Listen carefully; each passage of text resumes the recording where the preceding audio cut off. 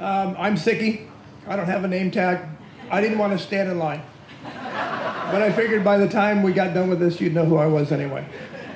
I've known Betsy since 1973 when I came to San Diego. It's a long time. Pete, not quite so long, but decades with Pete. So I want to thank the family for inviting me to speak. And I want to say, I want to apologize to everyone else because you don't get to. What you get to do later on is enjoy the reception and share all your stories about Pete. Because there are, as we already know, there are thousands of them out there, and everyone has at least two of them they want to share and talk about. I have three. First one was back in the early 80s, maybe even the late 70s. I was doing rough water swims in Pacific Beach, and I called it a sprint rough water. So it was 50 yards out, 100 yards down, and 50 yards back in. And Pete was there to help me plant the buoys. And there were seeds of heats that would go through to qualify for the semifinals and finals. And who knew it, but the ocean has these things called tides. And as the day went on, the tides went out. We didn't move the buoys. So Pete came up to me before his race, and he looked at me, he goes, "Is this a swim?" And I said, "Yeah, it's a sprint rough water." He said, "But it doesn't say swim." No, it doesn't. So I'm watching as I start his heat, and I look out into the ocean, which is barely like this tide right here, and there's a guy out there walking.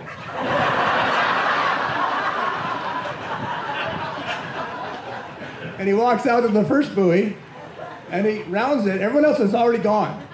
And then he walks the length to the next buoy with his arms up, and then he walks in, and he comes in, and he goes, "There, I'm done." And I said, "Pete, why'd you do that?" He said, it kind of sounded like it felt like I was doing my SEAL training. All I needed was a telephone pole. So he walked the entire race. He got first place. The second story is at the natatorium at UCSD. We were playing water polo on a Friday morning. And there was this fellow named Joe Shirley. Joe was a self-made millionaire 3 or 4 times over, but a little bit rough around the edges.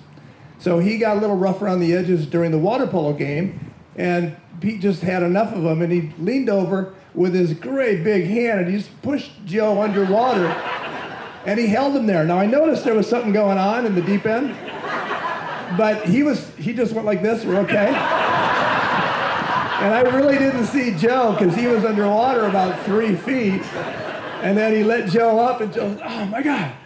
And he goes, "Joe, you're getting a little rough during the game." And from that day on, Joe was a whole different player when we did water polo.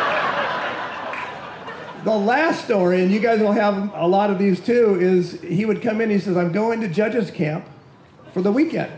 And I'm thinking, okay, what do you do? He goes, "Well, s'mores. We sit around the campfire, we sing songs, and we make gavel cozies." Now, I didn't... Judges, raise your hand. Do we have any judges here? Yeah, we do.